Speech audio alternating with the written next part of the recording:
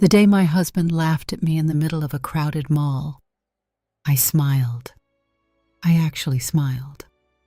8 months pregnant, swollen ankles, a back that hadn't stopped aching in 3 days.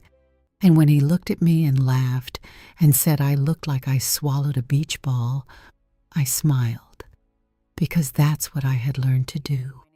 That's what 4 years of slowly disappearing had taught me. Smile, shrink, apologize for taking up space. What he didn't know, what neither of us knew, was that a man at the next table heard every word, watched him walk away without looking back, watched me collect my bags, smooth my dress, and lift my chin exactly half an inch. That man said nothing that day. He made one phone call, and that one phone call ended my husband's career. Because the man at the next table was my cousin, and my cousin owned the entire company my husband worked for. But here's what I need you to understand. The phone call wasn't the story. I was the story. What happened after? How I rebuilt myself from the ground up, 8 months pregnant and alone, and came out the other side more fully myself than I had ever been. That is what I want you to hear. Every woman who has ever made herself smaller to keep someone comfortable, this story is for you. You are not invisible. You never were. If this story reaches something real inside you, like it, share it with someone who needs to hear it. Drop a comment below and subscribe so you never miss the next one. These stories exist because of you. The laughter came first, short, flat, like a door closing in her face. Caroline was standing outside a maternity shop in Westfield Mall, holding 2 shopping bags that had gotten too heavy an hour ago. Her lower back had been aching since morning. Her ankles had been swollen since Tuesday. She was 8 months pregnant.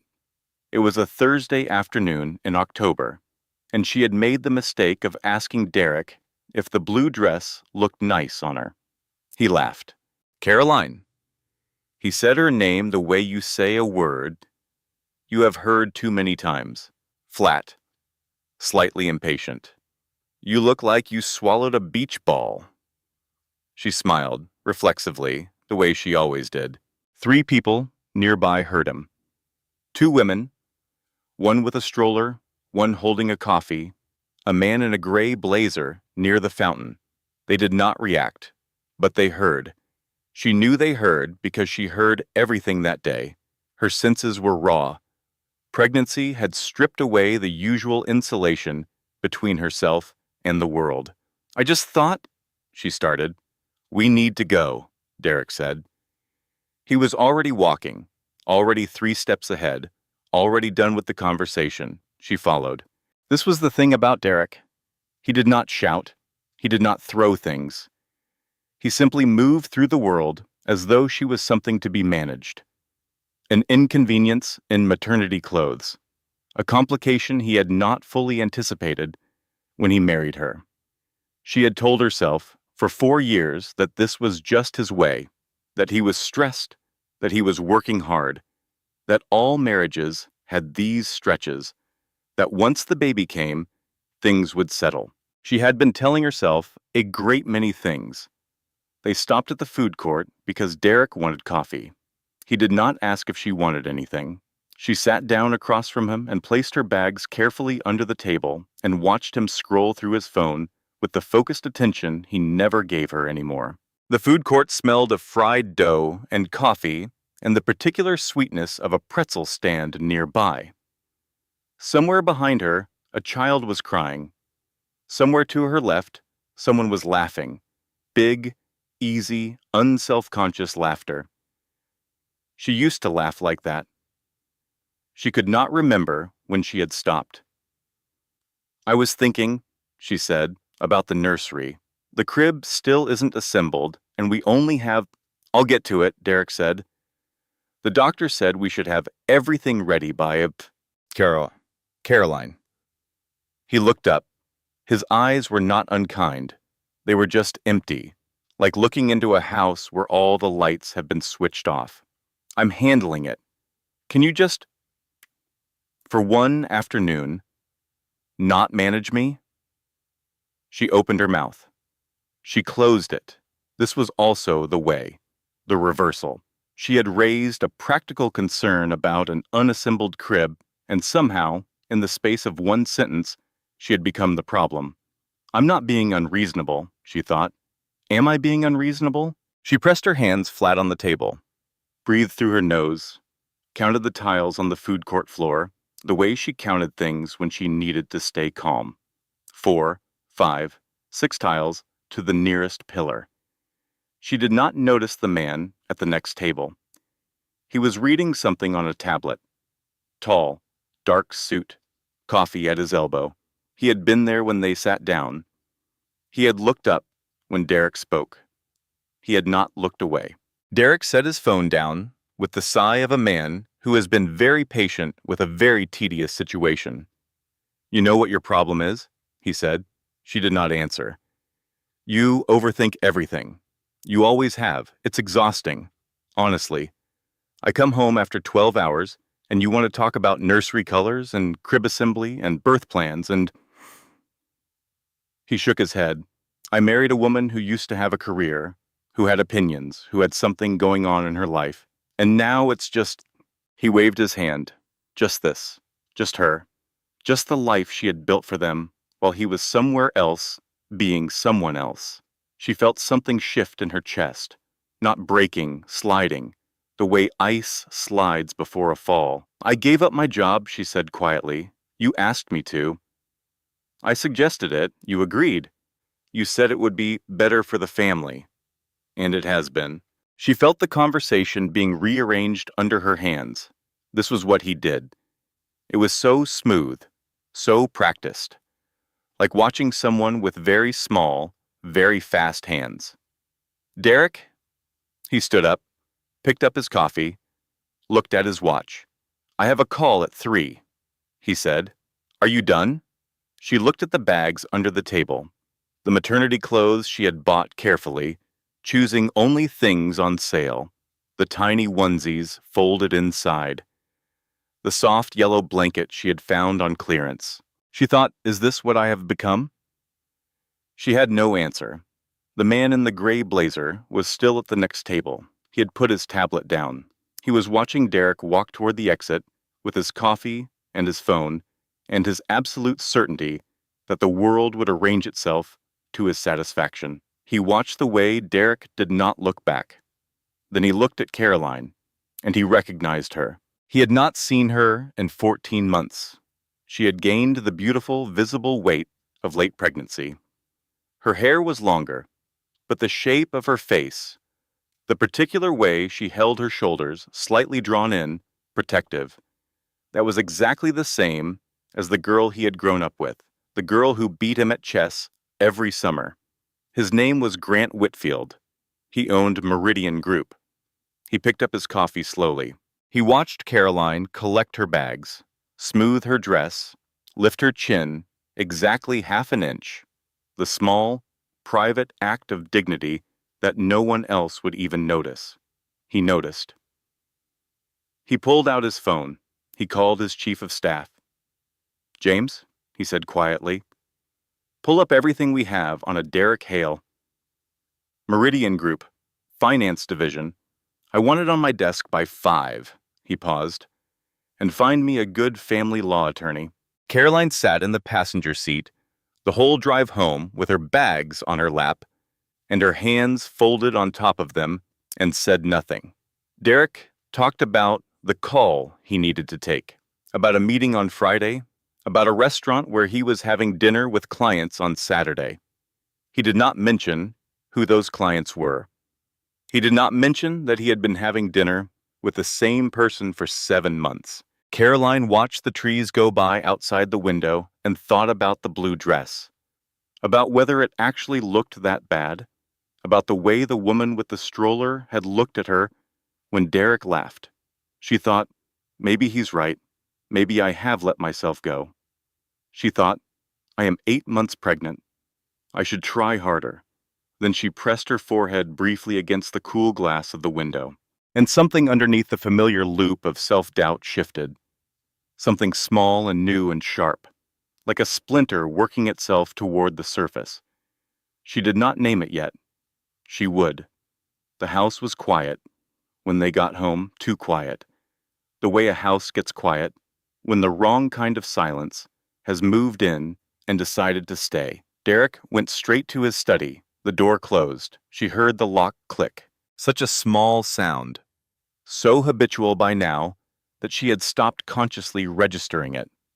But that evening, standing in the hallway with her shopping bags, she heard it. Click. She stood there for a long moment.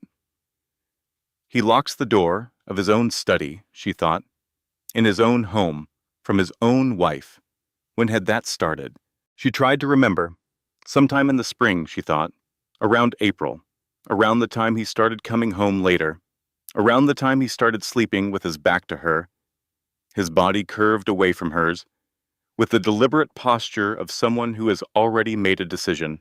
She carried the bags upstairs to the nursery. The crib was still in its box in the corner, flat-packed, waiting. She stood and looked at it, the way you look at something you have asked about too many times to ask about again. She began to hang the clothes she had bought. Little hangers, soft things, a yellow sleep sack, a white onesie with a tiny owl on the pocket, a gray cap for a small and perfect head she had not yet seen but already knew. She sat in the rocking chair in the corner. It was the one thing in the nursery that was complete. She had assembled it herself, piece by piece, following a diagram on a Sunday afternoon while Derek was at the gym. When he came home, he had seen the assembled chair and said nothing. Not well done, not nice, not even a nod. She had decided not to care. She had become very good at deciding not to care. She rocked slowly now. The late afternoon light came through the curtains she had sewn herself. Soft yellow. The color of something hopeful. She looked around the room. She had done all of it. Painted the walls. The soft sage green that had taken her 3 sample jars to find. Hung the prints. Small watercolor animals she had ordered online and framed from the discount shop. Put down the circular rug, washed and folded every tiny piece of clothing, sorted by size, placed in labeled drawers. Derek had not been in this room in 2 weeks. She thought about the word he had used at the mall. This, her, their baby, their life, this. She said it out loud, softly, in the empty nursery, testing how it felt to hear it without his voice around it. This. It felt worse without the context. She rocked, she breathed. Then she got up and went downstairs to start dinner. This was the architecture of their evenings. She cooked, he worked, he came out at 7:30 or 8, sat at the counter with his phone, ate whatever she had made, said approximately 30 words, and then returned to the study or fell asleep on the couch with the television on. Tonight, she made pasta. Simple. She was tired, and her back ached, and she did not have the energy for anything elaborate. She was standing at the stove when she noticed his coat. It was hung on the back of the kitchen chair where he always dropped it. She reached for it to move it to the closet. Something fell from the inside pocket. She picked it up. A receipt. A restaurant she did not recognize. La Maison, downtown. Last Saturday night. 2 glasses of wine. A shared dessert. $68. Dinner for 2. She stood with the receipt in her hand and tried to remember last Saturday night. She had been home. She had ordered takeout because he said he had a client dinner. She had eaten alone at the kitchen table, watching a documentary about ocean creatures, feeling the baby move against her ribs, telling herself the loneliness was manageable. 2 glasses of wine. Shared dessert. She stood very still. There is an explanation, she thought. There is always an explanation. She thought, I am standing in my kitchen, 8 months pregnant, holding a receipt for a dinner for two, while my husband is on the other side of a locked door. She put the receipt on the counter. She went back to the pasta. She stirred it. She thought, I am not going to make accusations. I don't know anything. I am going to wait. She thought, this is the third time I have told myself I am going to wait. She set the table. She called down the hall. Dinner. He came out of the study, sat down, picked up his fork. She said, how was your weekend? Last Saturday, I mean. He did not look up. Fine. Client dinner ran long. I told you. Which client? A pause, barely perceptible, like a single skipped frame in a film. The Crestfield account. I've mentioned them before. I don't remember that. You forget things, he said, easily, matter-of-factly, as though it was simply true. She looked at him across the table. The man she had married 6 years ago, the man she had believed in so completely that she had remade her entire life around his preferences, his schedule, his vision of what their life should look like. She looked at him and thought, who are you? Not a fleeting irritation, not the impatience you feel for someone you know too well. This was different. This was the slow, cold, floor-shifting kind of not knowing. She saw a stranger at her table. He was eating her pasta. He was checking his phone. He was nodding at something on the screen. He had not once looked at her. She thought, he hasn't looked at me in weeks. Really looked. The way you look at someone you love. The way you look at someone who matters. She thought, I have been cooking dinner for a stranger. She pushed the pasta around her plate. She thought about the receipt, the 2 glasses of wine, the shared dessert. She thought about all the client dinners. She thought about the locked door, and then it arrived, quietly, without drama or thunder. Oh, she thought. Oh no, the thought arrived like a diagnosis. Calm, medical, unavoidable. She set down her fork. She picked up her glass of water. Her hands were not shaking. She found that almost more frightening than if they had been. Derek, she said, are you happy? He looked up with the expression of a man who has been asked a deeply inconvenient question. I'm eating, he said. I know, I'm asking you a real question. I'm fine. That's not what I asked. He set down his fork with a small, contained sigh. The sigh of a man who has been very tolerant for a very long time. What is this about, Caroline? I want to know if you're happy. With us. With this. With our life. He looked at her. Something moved behind his eyes. Calculation. Assessment. The rapid and visible arithmetic of a man deciding how much to reveal. I think, he said carefully, that we are both under a lot of pressure right now. The baby coming, the house, work. That's normal. That's what this stage of life looks like. That's not an answer. It is an answer. She looked at him. He is very smooth, she thought. He has always been very smooth. She thought, I used to admire that about him. She thought, when did admiration become dread? She cleared the table. He went back to his study. She stood at the sink and watched the water run over her hands. Hot, then cold, then hot again. She thought about the receipt, the locked door. The woman with the stroller who had been laughing, big, unselfconscious, full-bodied, while her child ran ahead of her. I want to laugh like that again, she thought. I can't remember the last time I did. She turned off the tap. She dried her hands. She went upstairs and sat on the edge of the bed and opened her phone and typed into the search bar. She typed, how do you know if your husband is having an affair? She stared at what she had typed, then she deleted it. She was not ready. Not tonight. She put the phone face down on the nightstand. She lay on her side, the only way she could sleep now, and put her hand on her belly. The baby was still. I'm going to figure it out, she whispered. I promise. She was not sure which of them she was promising. She found the phone on a Tuesday morning. Not his main phone. The second one. She found it 11 days after the mall, while changing the bed sheets. Something she did every Tuesday, had always done on Tuesdays, a small, reliable ritual in an increasingly unreliable life. She stripped the pillowcases, the fitted sheet, the flat sheet. When she lifted Derek's pillow, there it was. A second phone. Black, slim, no case. She stood holding this pillow with the phone balanced on top of it, and she thought, with something almost like relief, there it is. There it is. She picked it up. It was locked, but the notification preview was on. One message, received this morning. From someone saved as B. Last night was perfect. Miss you already? Caroline read it twice. She set the phone back down. She made the bed. She finished changing the sheets.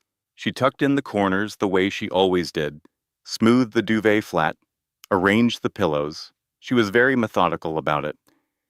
Then she sat on the edge of the perfectly made bed and said, out loud to the empty room, I knew from the beginning. The hardest part was not that it was happening. The hardest part was that some part of her, small, quiet, buried under 12 layers of optimism and accommodation, had known for months. Had known since the locked door. Had known since the client dinners. Had known since he stopped touching her. Had known, if she was truly honest, since the morning last spring when he looked at her across the breakfast table with an expression she could not decode.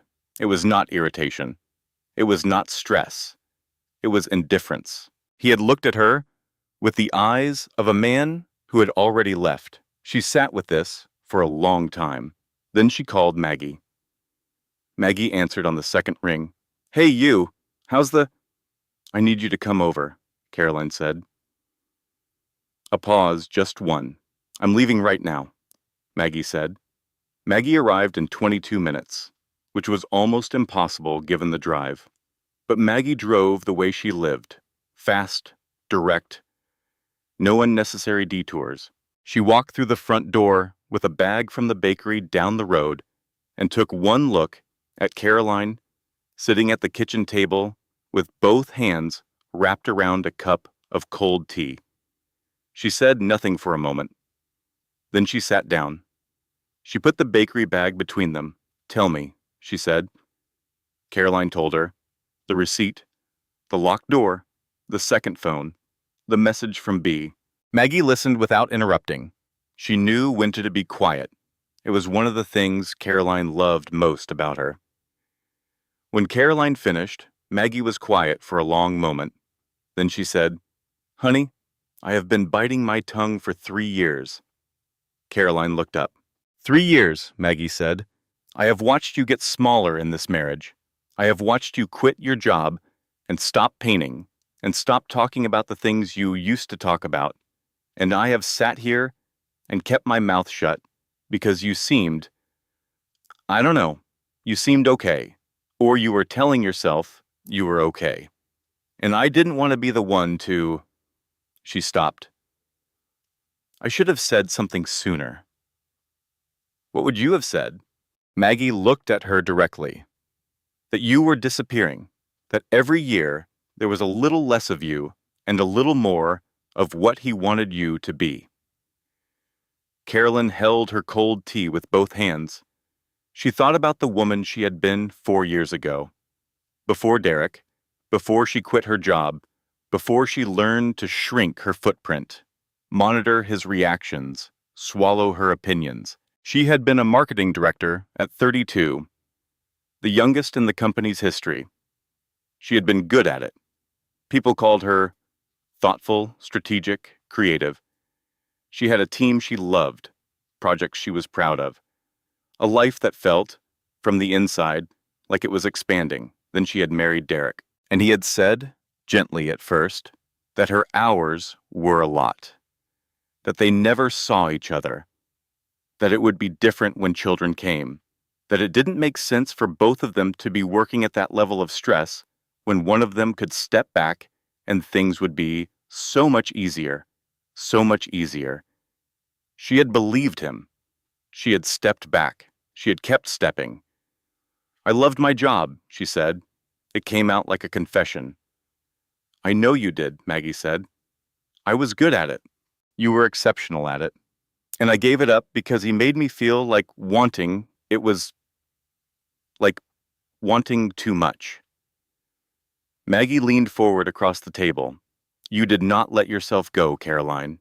He made you let go of yourself. Those are very different things." Caroline felt the back of her eyes sting. She did not cry. Not yet. She said, "I deserve better than this." The words surprised her. Not their content. She knew them to be true. But the sound of them, the steadiness of her own voice. "I deserve better than this." Not a question, not a maybe, not an "I think" or a "possibly." A fact. Maggie reached across the table and covered her hand with both of hers. "Yes," she said simply. "You do." Caroline spent the rest of that day going back through everything, not to torture herself, to understand. She pulled up 4 years of joint bank statements on her laptop and sat at the kitchen table while the autumn light moved across the floor and she went through everything. What she found took the breath from her. The second phone had its own plan. She discovered this when she called the carrier. Paid through a credit card she did not know existed. She found the statement in the filing cabinet, stuffed behind their tax returns. The card had been open for 9 months. She counted back. 9 months ago, she had been 12 weeks pregnant. He had opened the account when she was 12 weeks pregnant. She sat with this. She looked at the numbers on the screen. The dinners, the hotels, 3 of them in the past 9 months, in the city, on nights when she had been home alone assuming he was working late. The gifts? Jewelry. A receipt for earrings that cost $300 on a Tuesday in July. A Tuesday when she had texted him to ask if he wanted soup because she had a cold. He had not replied until 11 at night. He said work was crazy. He was sorry. She had thanked him for responding. She had thanked him. She closed the laptop. She sat for a long time. She was not angry. Not yet. The anger would come later, and it would be clean and useful, and she would use it well. Right now, she felt something else entirely. She felt the full weight of 4 years. 4 years of dinners, made alone. Of weekends filled with the tasks of the house, so Derek didn't have to think about them. Of conversations she had swallowed because she could see he was tired. Of achievements she had quietly abandoned. Of opinions she had learned to soften. Of the particular, exhausting labor of making a man comfortable in a home she had built almost entirely by herself. She thought, somewhere along the way, I became invisible. Not to everyone. To him. She looked down at her hands, at her wedding ring. She thought, the hardest part is admitting I knew. Not that he was having an affair. That had arrived today, clean and concrete, but that something was wrong, from the beginning, from before the beginning, from the first time he had said, gently and reasonably, that maybe she should think about stepping back. From the first time she had adjusted herself to accommodate a discomfort she couldn't quite name. She thought, I let it happen. Not because I was weak, because I was taught that accommodation was love. She thought, I am not going to teach my daughter that. Because the baby was a girl. She knew it with the absolute certainty of a woman who has been paying very close attention to her own body. She put her hand on her belly. I'm going to show you something different, she said. I promise. This time she knew exactly who she was promising. She chose her moment carefully. She was not impulsive. She never had been. Even now, with the evidence laid flat on the kitchen table in front of her, the statements, the receipts, the credit card, the facts arranged in chronological order, She did not spiral. She thought. She thought for 2 full days. During those 2 days, she made dinner and answered Derek's minimal conversation with minimal conversation of her own. She slept on her side, with her hand on her belly, and her eyes open in the dark. On the third day, a Thursday, Derek came home at 6:30. Unusually early, she was in the kitchen. She turned around. She said, "Sit down." He looked at her. Something shifted in his face. He had been married to her for 6 years. He knew when she was serious. He sat. She placed the credit card statement on the table. She placed the hotel receipts. She placed the restaurant receipts. She did not place the phone. She wanted him not to know exactly how much she knew. "I want you to tell me about this." "Pulpun, was," she said. He looked at the papers. She watched his face with a strange, clinical detachment. First, the flash of something, not guilt, not shame, something more strategic. Then the deliberate relaxation of his jaw. Then the slight tilt of his head that meant he was preparing a response. She had seen this sequence so many times. She had always interpreted it as him being careful and thoughtful. She saw it now for what it was. "Where did you get those?" he asked. "That's what you're starting with?" He took a breath.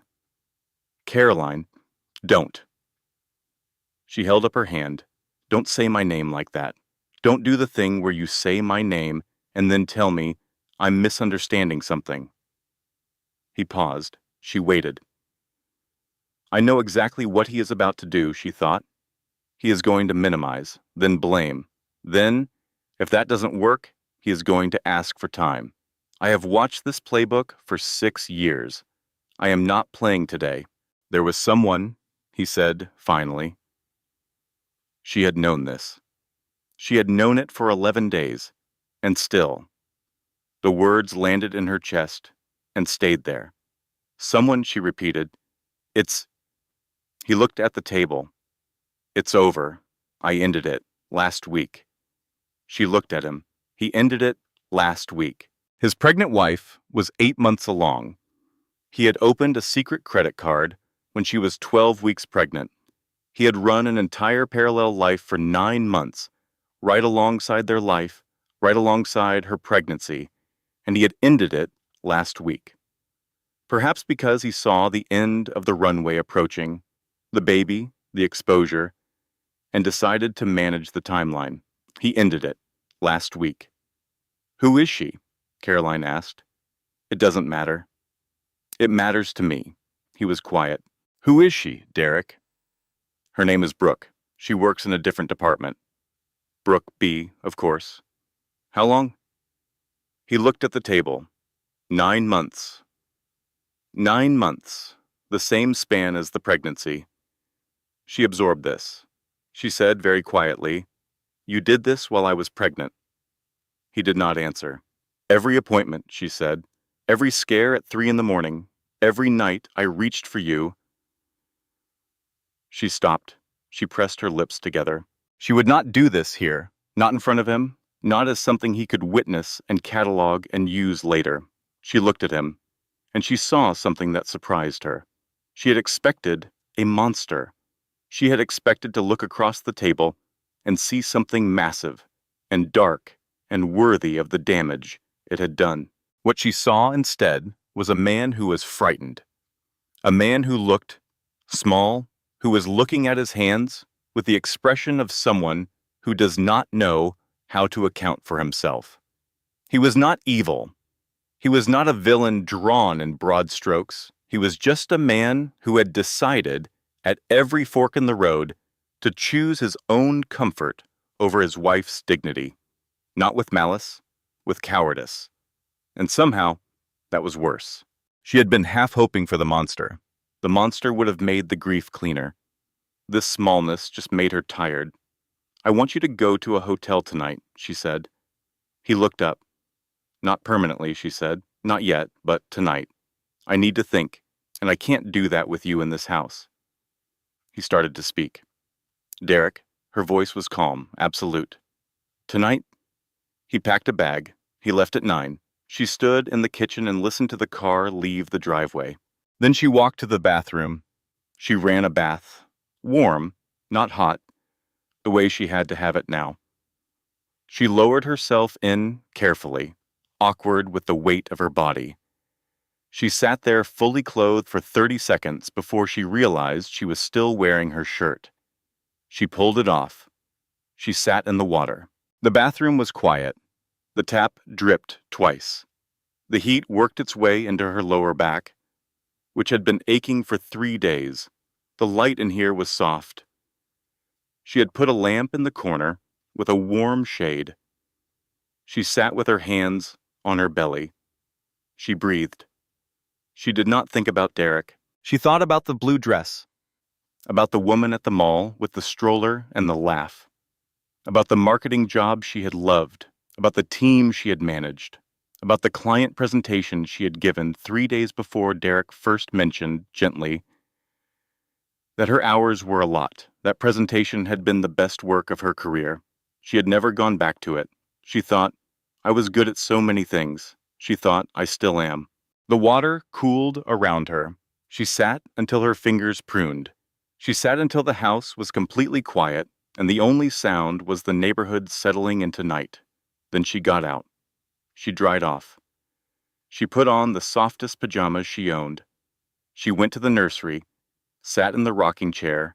She said, out loud, starting over feels impossible, but staying is worse. She sat with that. It was true. It had always been true. She had just needed to say it out loud. Derek came back after 4 days. Not because she asked him to, because he still lived there, because his name was on the mortgage, because nothing legally had been decided. She had spoken with a lawyer in those 4 days. Her name was Vivian Cross. She came recommended by a friend of Maggie's. She was 44, calm and precise. In their 30-minute phone consultation, she made clear she was very good at what she did. You are 31 weeks pregnant, Vivian said. We can begin proceedings now or wait until after the birth. Each has advantages. What are the advantages of waiting? Caroline asked. Clarity. You are under enormous physical and emotional stress. Decisions made in this state are legally valid, but may not reflect your clearest thinking. And starting now? Documentation of the financial conduct during the marriage. The longer we wait, the more time he has to restructure assets. Caroline thought about the credit card, the hotel receipts, the 9 months. I've already documented everything, she said. I have copies. A pause, small but real. Good, Vivian said. You're ahead of where most clients are at this stage. So Derek came back, and they lived in the house together with the shared, careful distance of 2 people who have run out of pretenses and have not yet decided what comes next. He slept in the guest room. He cooked his own meals. He did not come into the nursery. She noticed this. She noticed the way he moved around the perimeter of the nursery door when he passed it in the hall, as though the room itself was something he did not want to be accountable to. One evening, a Wednesday, 3 weeks before her due date, she could not sleep. This was not unusual. She had not slept properly in months, but this night was different. This night was the kind of wakefulness that has nothing to do with the body. She lay in the dark, and the question arrived without warning. If I don't have him, who am I? She turned it over. She had been waiting for the anger, for the clean, purposeful fury that Maggie promised would come, that fire that burns away grief and leaves you standing in the ash of your old life, ready to build. It hadn't come yet. What had come instead was this: stillness, an emptiness so complete it didn't even ache, it just was. She thought about the version of herself before Derek. She had been 25, just promoted for the first time, an apartment in the city with 2 other women, Friday nights dancing, Sunday gallery openings.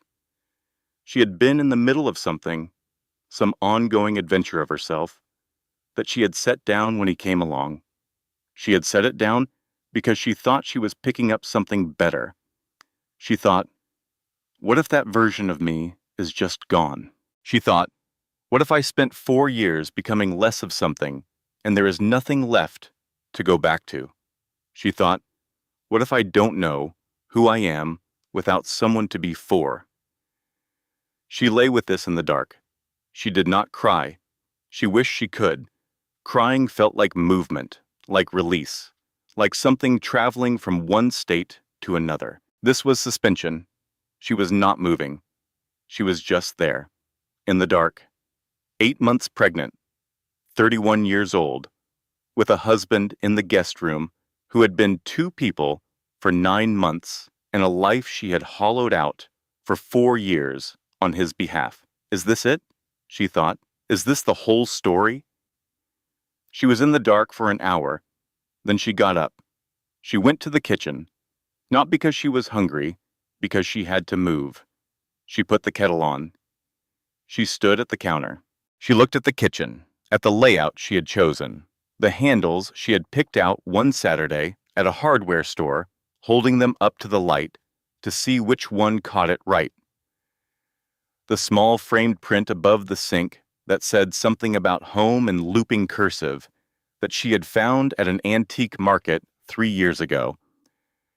Derek had never once commented on it. She thought, I put myself into this house, my taste, my choices, my time. Every room reflects me, because he was never really here. She thought, I was building a home for myself the whole time. I just didn't know it. She made her tea. She took it to the back porch. October was fully here now. The night was cold and clear. She could see the garden she had planted in the spring, dormant now, but real. She had put things in the ground, and they had grown. She sat in the cold with her hands around her mug. A neighbor's dog barked once, twice, then went quiet. She thought about the baby, about what it would feel like to hold her, about what she wanted to teach her. I want to teach her that she does not need to make herself smaller to be loved, she thought. I want to teach her by showing her. To show her, I have to first remember who I was before I started shrinking. She drank her tea. The night was cold and clear, and for the first time in weeks, she felt something other than the suspension. Not happiness, not hope exactly. Something more basic than that. She felt present. I'm still here, she thought. I am still here. That was enough. For tonight, it was enough. The next morning, she called her mother. Ruth Caldwell answered on the first ring, which meant she had been awake for at least 2 hours. Ruth was an early riser, by conviction. Caroline, she said, how are you feeling? I need to talk to you, Caroline said. About Derek. A very brief silence. How soon can you drive up? Ruth asked. I'm fine to drive. I'll come Saturday. Come Friday, Ruth said. I'll make soup. It was such a simple, exact kindness that Caroline had to set the phone down for a moment. She thought, my mother will make soup. She thought, some things are reliably good. Friday, she said. I'll be there by noon. She hung up. She stood in the kitchen. Starting over feels impossible, she thought. But here I am, starting anyway. Grant Whitfield did not act immediately. This was his way. He gathered information first. He understood situations before he addressed them. He had built a company worth $900 million by never responding to the first version of events. James had the file on Derek Hale within 3 hours of the call from the mall. It was not a flattering file. Derek had been at Meridian Group for 7 years. Competent, not exceptional. He had been passed over for promotion twice. The most recent review, 6 months ago, noted that his performance had declined. A mandatory training session in August, missed without explanation. He was, on paper, a forgettable mid-level employee. He was also, as Grant already knew, Caroline's husband. Grant had not been close to Caroline in adulthood. They had grown up spending summers at their grandmother's house in Maine. He and Caroline and their respective parents, all gathering in July for 2 weeks of salt air and card games and the particular noise of a large family in a small house. He had been 17 when she was 12. He had taught her chess. She had beaten him by the second summer. Then life had dispersed them: business school, acquisition, the kind of accelerating professional life that does not leave room for peripheral relationships. He had attended her wedding. He had sent a gift when the pregnancy was announced. He had thought of her as family, in the way you think of family you do not see. Warmly, at a distance. He had not thought about her carefully enough. He thought about her carefully now. He thought about the way she had held her shopping bags, the way she had lifted her chin after Derek walked away. He called James. "I want a full audit of Derek Hale's accounts at Meridian," he said. "Expense reports, client billings, everything from the past 2 years." James paused. "May I ask the context?" "He's married to my cousin." A shorter pause. "I'll have it by tomorrow morning," James said. What the audit found was not dramatic. This was the thing about small betrayals. They rarely arrived with fireworks. Derek had been padding his expense reports, not by enormous amounts, by increments. $60 here, $90 there, a client entertainment expense with no corresponding client, a conference fee for a conference he attended for half a day. Over 2 years, it totaled $11,400. In the hierarchy of financial misconduct, fairly minor. Also, technically, grounds for immediate dismissal. Grant sat with this information for 2 days. He was not a vindictive man. He had not gone looking for ammunition. He had gone looking for the full picture, because full pictures matter. What he found was a man who stole in small, consistent, unspectacular increments from his employer and from his marriage, and who had never been held accountable because no one had ever looked carefully enough. He called James. "Schedule a call with the Meridian board for Friday," he said, "and get me a meeting with their HR director." "Understood," James said. "Anything else?" "Yes. Find out who the best family law attorney in the city is. I may already have a lead on that." Grant almost smiled. "Of course you do." Caroline knew none of this yet. She was at her mother's house on Friday, sitting at the kitchen table she had sat at her whole childhood, eating Ruth's soup. The kitchen smelled of onion and bay leaf and something warm and specific that she could not name, but that meant home in every cell of her body. She told her mother everything. Ruth listened, the way she always had, without interruption, without sympathetic sounds that make you feel pitied rather than heard. She just listened. When Caroline finished, Ruth put down her spoon. "Your father, God rest him, was never perfect," she said, "but he was present. He was always present. He thought the most important thing a man could do was show up." Caroline nodded. "Derek," Ruth said carefully, "has not been showing up for a very long time. I know." "You knew before you knew," Ruth said. "Yes. That's not weakness. That's what happens when you love someone. You give them the benefit of the doubt until the doubt outweighs the benefit." Ruth picked up her spoon again. "The question now is not what he did. The question is what you do next." Caroline looked at the window where her mother's garden was visible, brown and resting in October. "I'm going to call a lawyer on Monday," she said. Ruth nodded. "And I'm going to finish the nursery." Ruth nodded again. "And I'm going to have this baby and figure out who I am again." Ruth looked at her daughter. Something in her expression settled, like something she had been carrying for a while. Set gently down. "Good," she said. She reached across and touched Caroline's hand. "You always were the smart one," she said.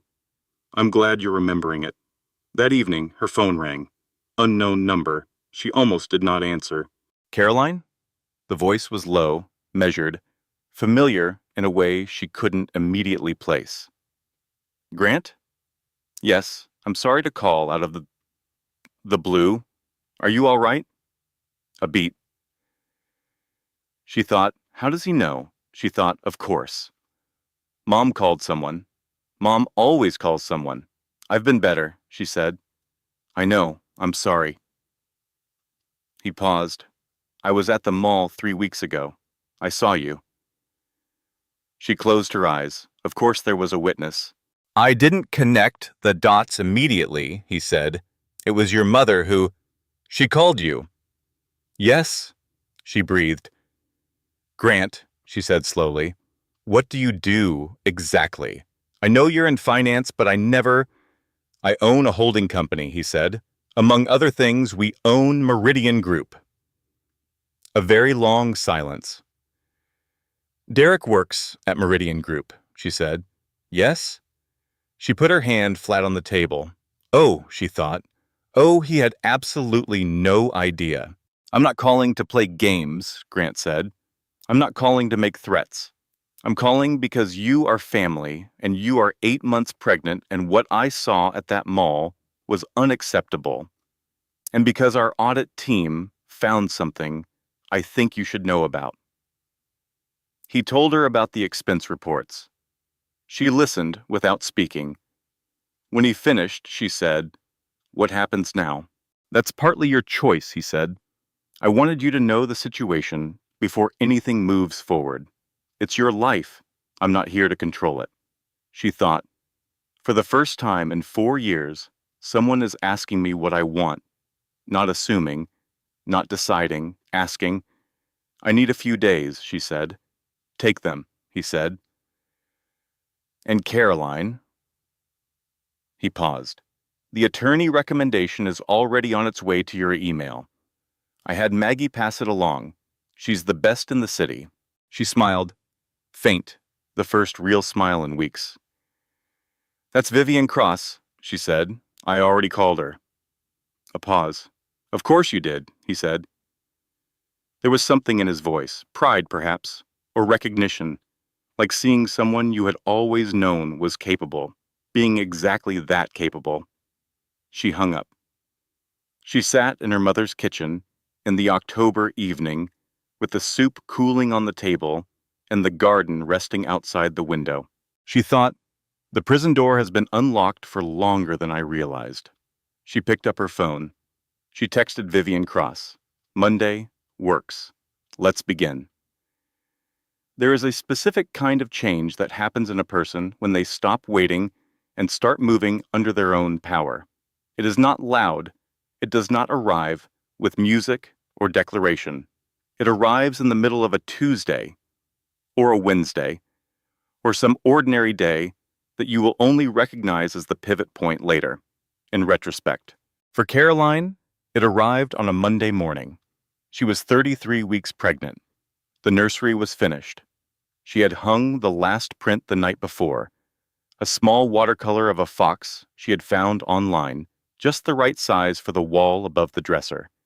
She stood in the doorway of the nursery at 6:30 in the morning, in the thin October light, and looked at what she had made.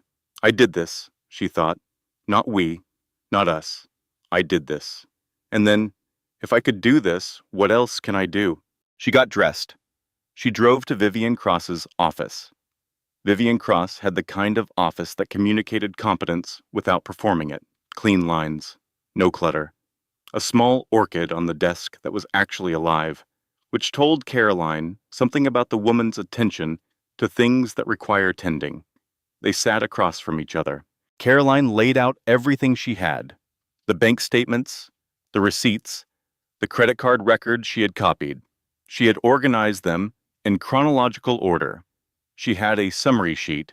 She had highlighted the relevant figures. Vivian looked through them. She looked up. You're prepared, she said. I was a marketing director, Caroline said. Before I left to... She stopped. Before I left. Vivian looked at her with the steady, unhurried attention of someone who had heard this particular sentence many times. What was your salary when you left? She asked. Caroline told her. How long were you out of the market? 4 years? Do you want to return to work? Yes? No hesitation. None whatsoever. Vivian made a note. The marital estate includes the house, which is in both names, the joint accounts, which you've documented, Derek's pension, and any stock options at his firm, which will need to be independently valued. She paused. I should tell you, I received a call this week from Whitfield Capital's legal team. In the context of a separate employment matter, they flagged certain financials related to Mr. Hale's expense conduct that may be relevant to your proceedings. Dent. Caroline nodded. I know about that. Vivian looked at her with something that was almost, not quite, but almost, a smile. Of course you do, she said. Derek was told on a Wednesday, not by Caroline, by James Whitfield in a conference room on the 14th floor of the Meridian Group building in the company of the HR director and a representative from Whitfield Capital's legal team. James was polite throughout. He was always polite. He laid out the findings clearly and without emotion. The meeting lasted 22 minutes. Derek came home that evening, ashen. He walked through the front door and stood in the kitchen doorway and looked at Caroline at the counter, where she was cutting vegetables for dinner, and he said, You told your cousin. She turned around. She looked at him. I didn't tell him anything, she said. He was at the mall. Derek stared. He saw you, she said. He saw what you did, and then he did his job. Because that's what he does. He oversees his companies. Derek's face moved through several things in rapid succession: disbelief, calculation, something close to anger, then something she had never seen from him, genuine, belated comprehension. He had spent 6 years married to the cousin of the man who owned his company. He had spent 6 years treating that woman like furniture. Caroline, don't. She turned back to the vegetables. She heard him breathe. She heard him work through the architecture of what had happened and find no angle from which it looked survivable. What do you want? He asked finally. She set down her knife. She turned around. She looked at him with the calm, clear eyes of a woman who has done her paperwork and spoken with her lawyer and rebuilt herself enough to know what she needs. I want the house, she said. I want support for the baby commensurate with your income. Your actual income, including what gets restructured over the next few months. So do not get creative.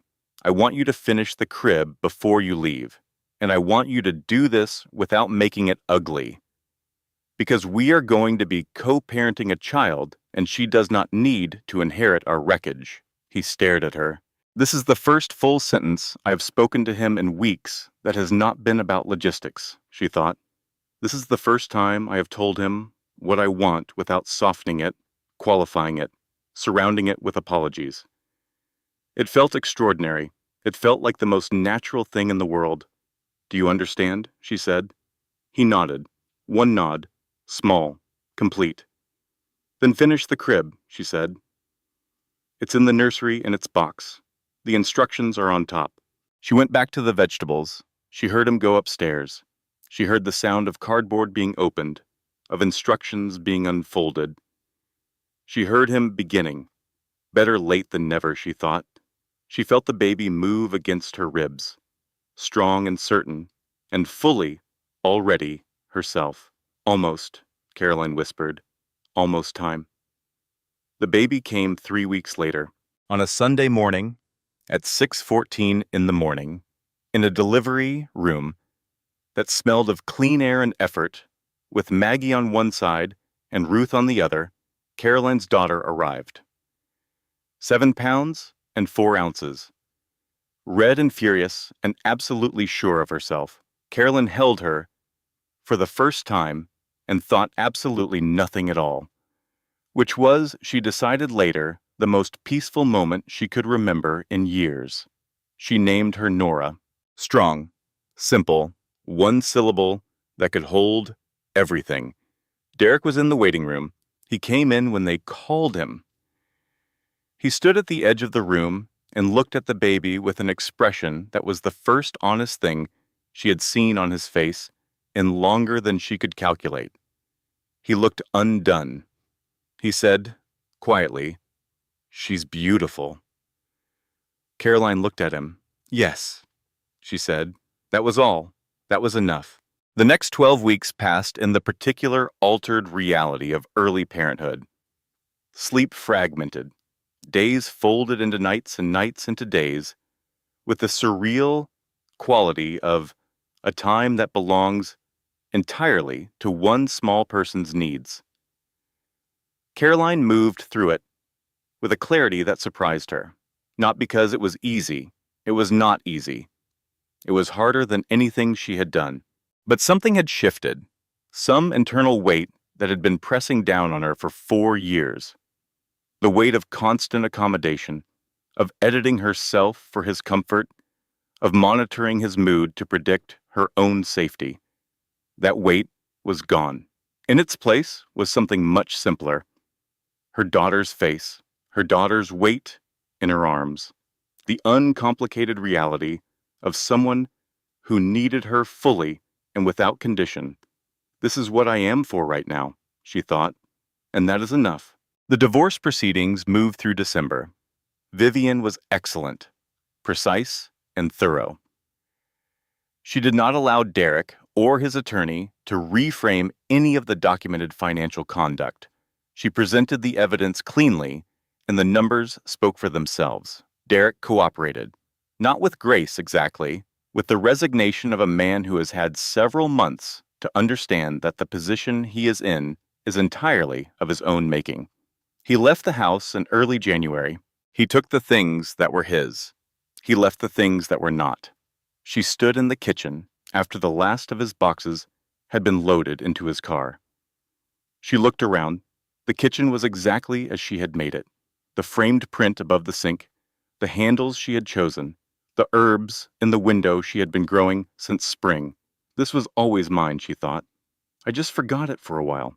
News travels in the way of things people decide to tell each other.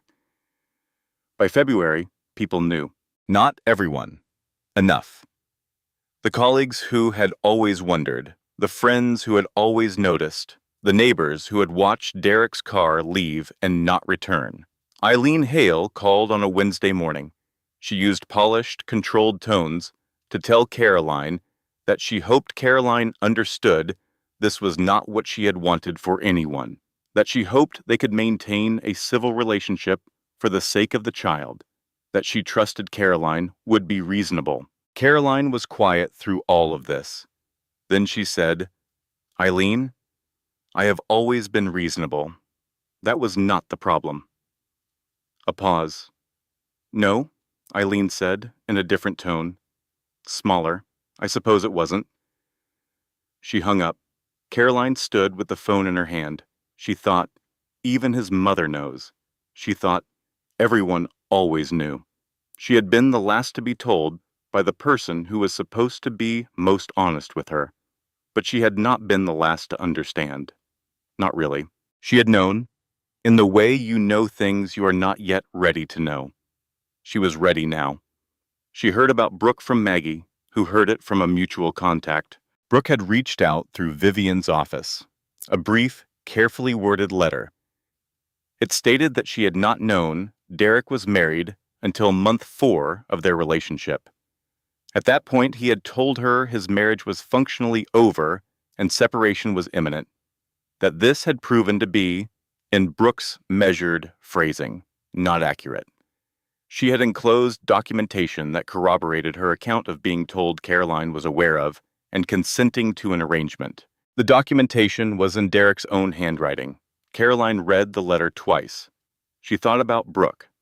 27, ambitious, self-serving, possibly, but also 27, and told by a man in a position of social authority that his pregnant wife knew and was fine with it. He lied to her too, Caroline thought. He used her the way he used everyone. She was not going to be friends with Brooke. She was not going to claim a solidarity that did not exist. But she was not going to treat her as the villain of a story she had not written. She wrote back to Vivian's office with a simple note. "Thank you for passing this along.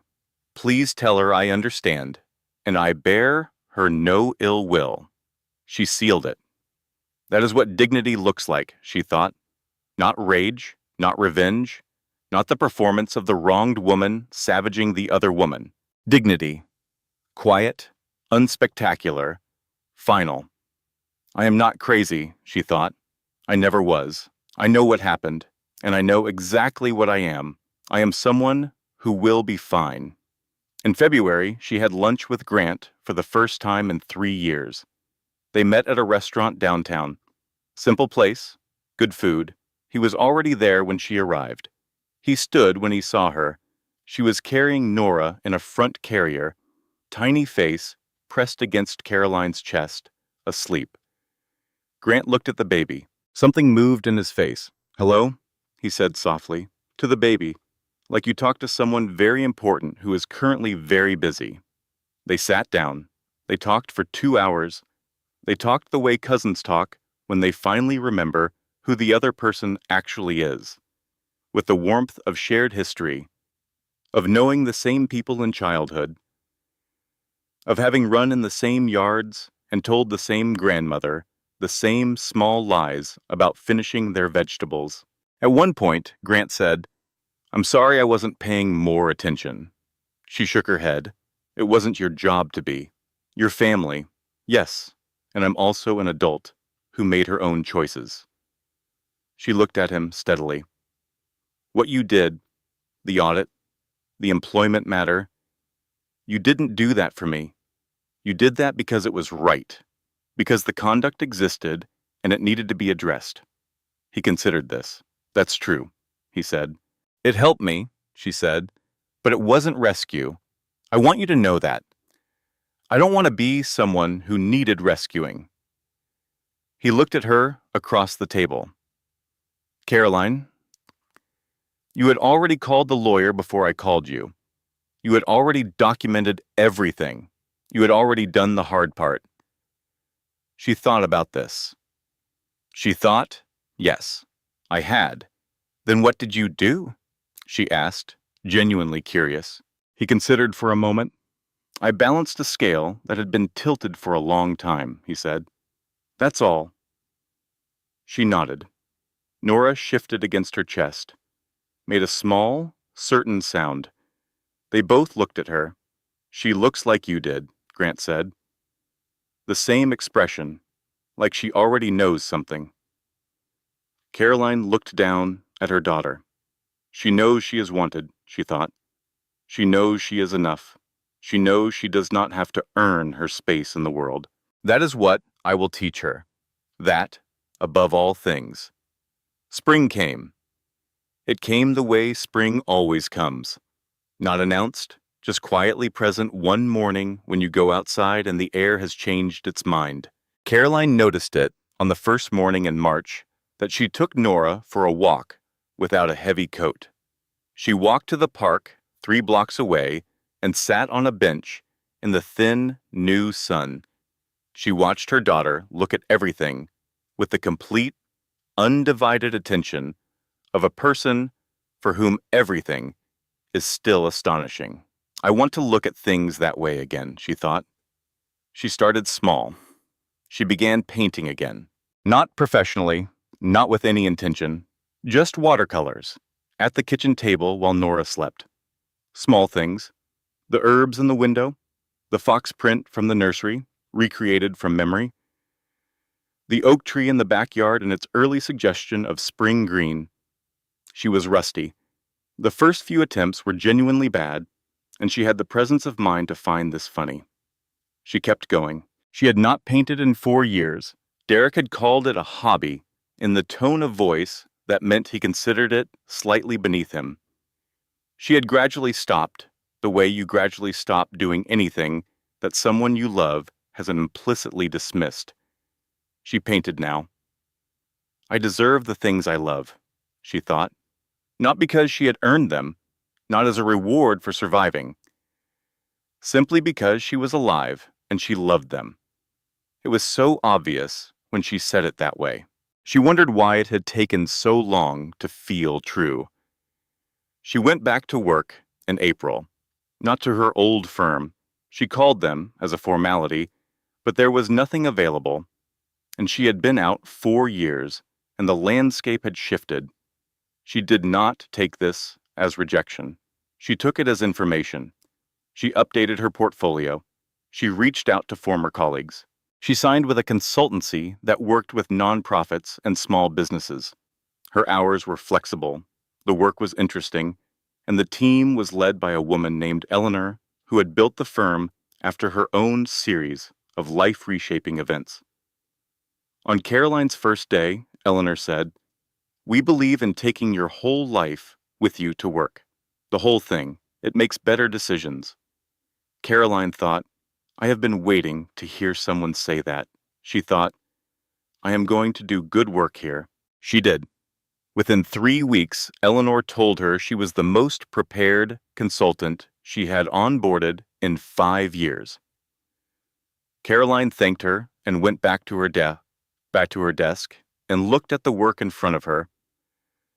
A communications overhaul for a small community health nonprofit.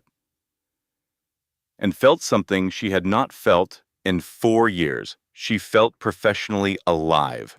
It was extraordinary. It was also, she realized, absolutely hers. She had not needed anyone's permission to feel this. She had not needed anyone to not laugh at her, to not dismiss her, to not remind her of all the ways she had fallen short. She had just needed to show up. The divorce was finalized in April. She was in Vivian's office when it came through. Just the two of them, and the paperwork, and the particular quality of late afternoon light that comes through office windows in April. Golden. Unhurried. Vivian handed her the final document. Caroline looked at it. She thought about the woman who had gotten married 6 years ago in a garden ceremony in June, believing completely that she was beginning the best part of her life. She thought, that woman was not wrong. She was not naive. She believed in good faith. She thought, the best part of my life is still ahead. It just starts here. She signed. She handed the pen back. Vivian looked at her. "What are you doing to celebrate?" Caroline thought about it. "I'm going to the gallery down on Morrison Street," she said. "The one that does the small group shows. I've been wanting to go for months." Vivian smiled. Full and real. "Excellent plan," she said. She went to the gallery. She walked through it slowly, Nora in the carrier against her chest, looking at things.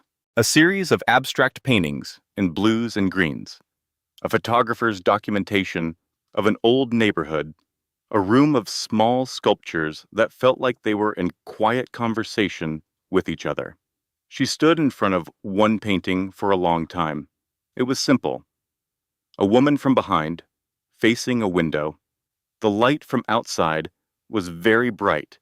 You couldn't see where she was going, only that she was going.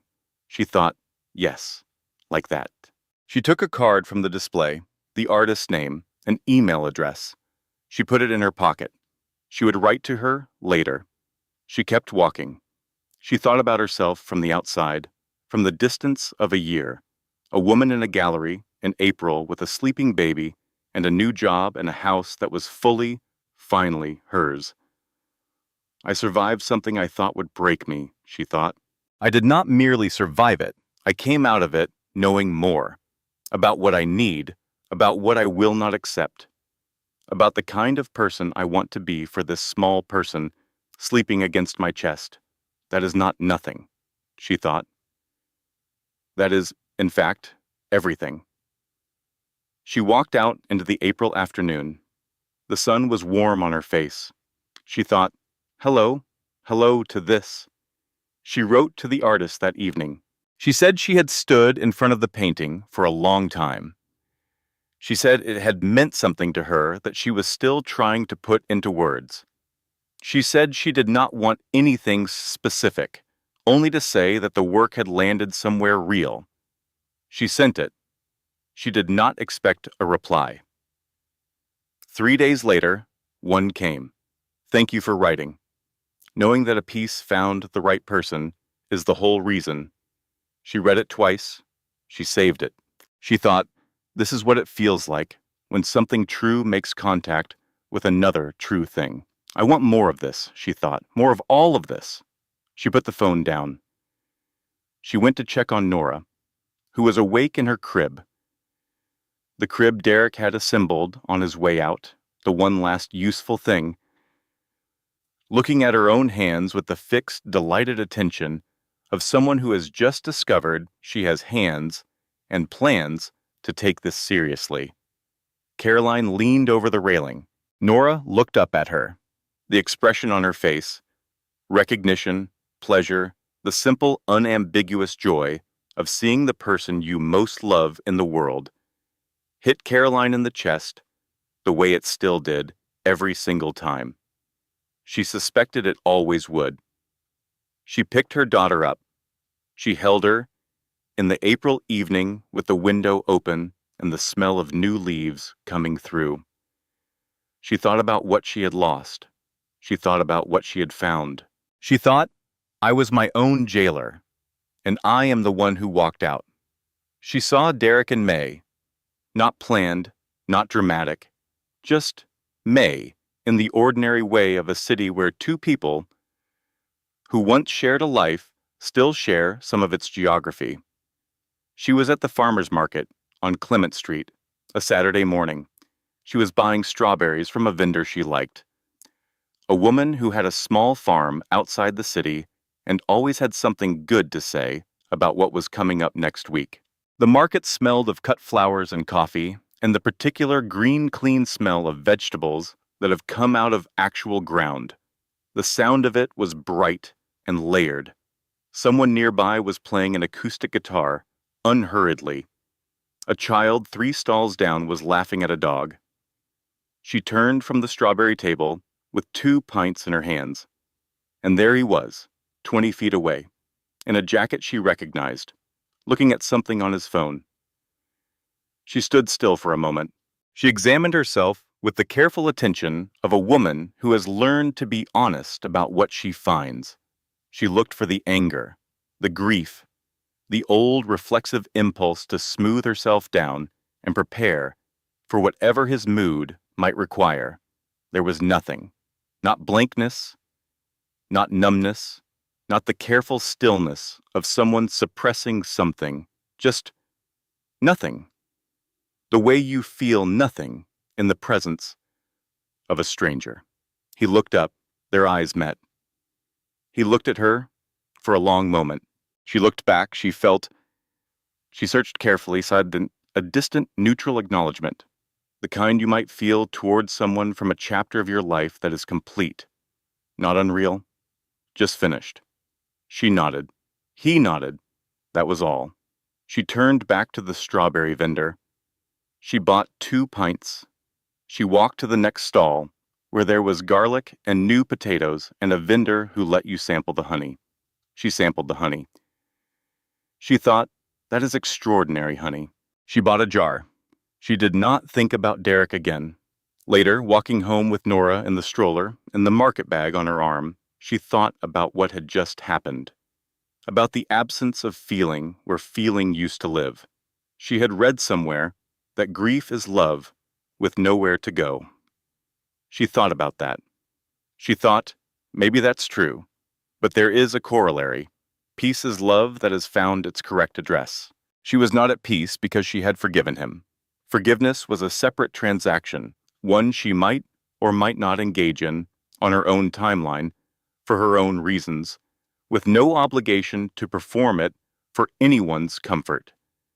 She was at peace because she had come to understand something. She had never needed him to be the architect of her life. She had been the architect all along. The choices she had made, even the ones made under the influence of his edits, his preferences, his subtle, systematic diminishment, had still been her choices. Her grief was real. Her years were spent. Her effort had been genuine. And all of it, every bit of it, had brought her here, to this Saturday morning, to this stroller, this market, these strawberries, this extraordinary jar of honey. To Nora, who was awake in the stroller now, looking at the trees along the avenue with the fixed, delighted attention of someone encountering trees for what feels like the very first time. She thought, I would not change it. Not because it didn't hurt, it hurt completely, but because she was here now. And here was good. Here was, in fact, remarkably good.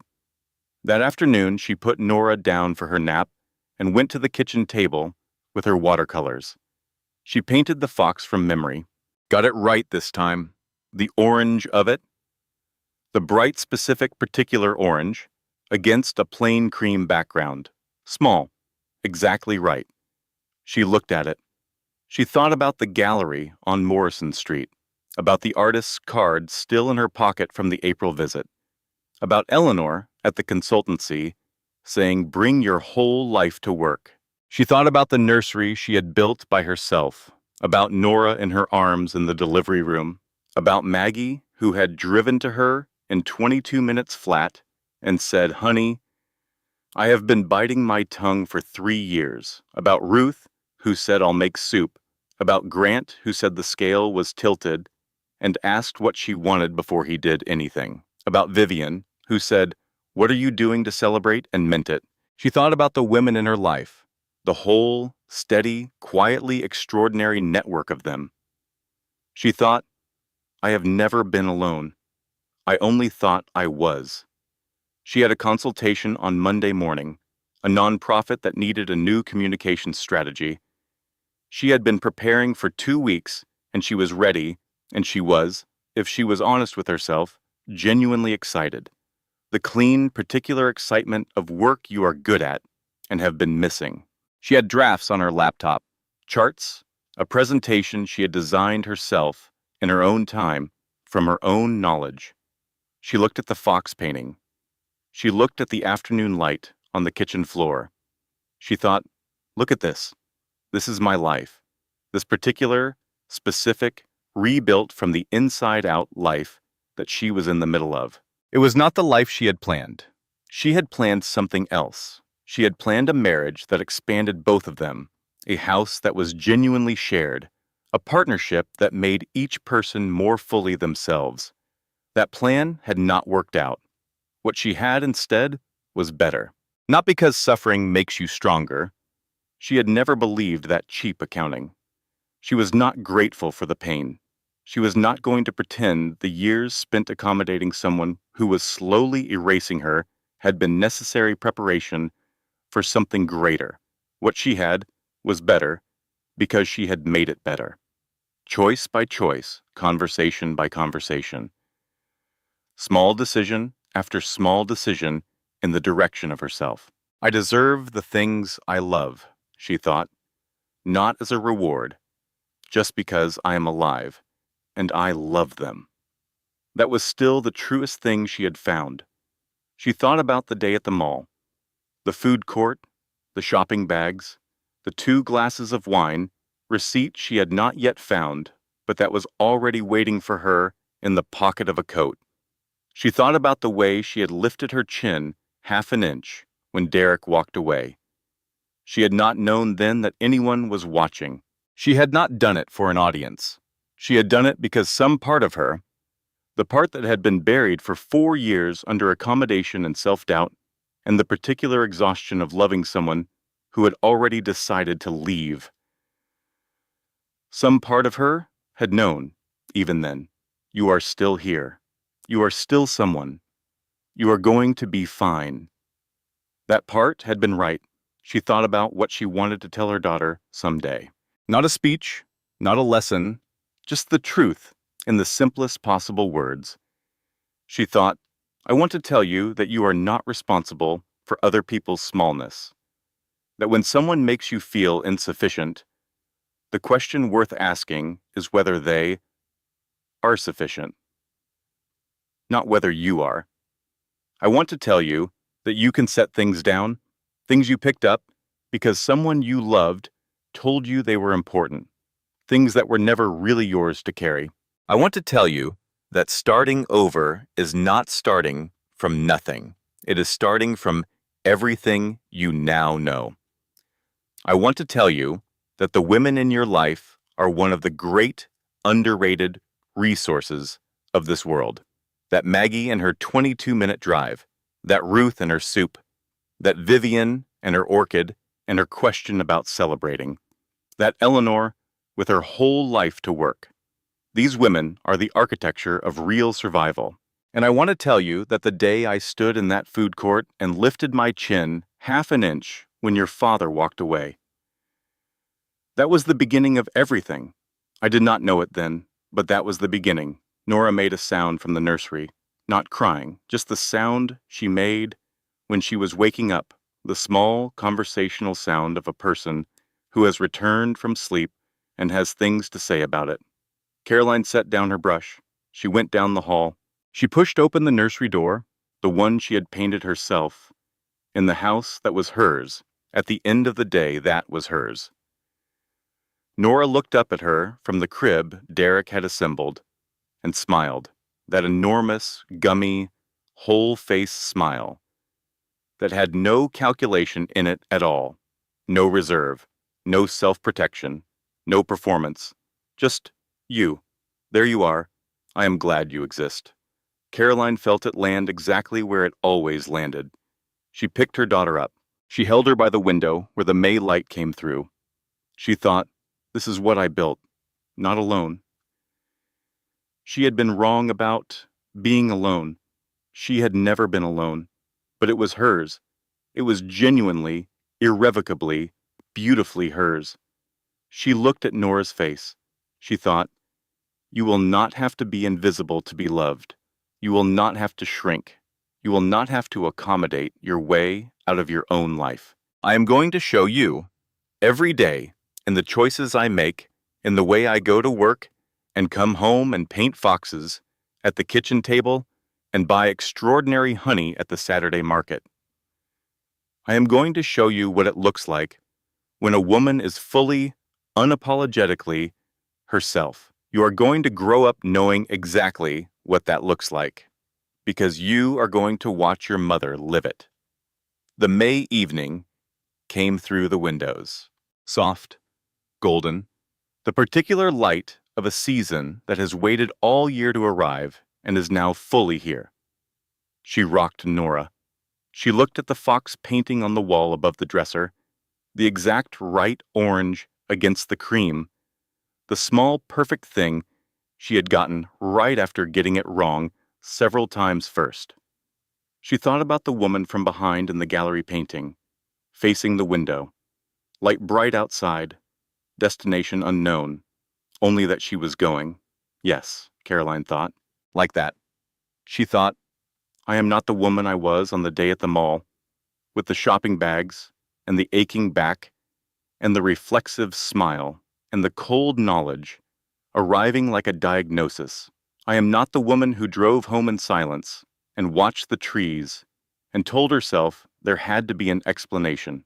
I am not the woman who lay in the dark asking who am I without him. I know who I am. I am Caroline. I am a mother and a marketing professional and a painter of watercolor foxes and a buyer of extraordinary honey and a person who is very good at chess when given the opportunity. I am someone whose friends drive 22 minutes in an emergency and whose mother makes soup and whose cousin quietly balanced a scale. I am someone who documented everything, called her lawyer, finished the nursery, signed the papers, walked into the gallery, wrote the email, went back to work. I am someone who was invisible for a while and then, quietly, without announcement, became visible again. I am someone whose daughter is going to grow up watching her be exactly that. She thought, hello to this, hello to all of it, let's go. Caroline did not win because her cousin owned the company. I want to be very clear about that. She had already called the lawyer. She had already documented everything, every receipt, every statement, every quiet piece of evidence she gathered with the calm, methodical precision of a woman who had been underestimated one too many times. She had already decided, before the phone call, before the audit, before any of it, she had already chosen herself. And that is the lesson this story is really about.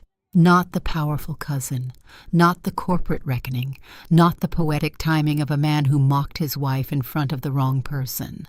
The lesson is this: the women who lose themselves in relationships do not lose themselves all at once. It happens in small moments. A career set aside because someone said it would be easier. An opinion softened because the room felt tense. A laugh that stopped somewhere along the way and no one noticed. Not even her. It happens in increments so small that by the time you look up, you are not sure who you are anymore. You only know that the person looking back from the mirror is quieter than she used to be, more careful, more apologetic, more practiced at making space for everyone except herself.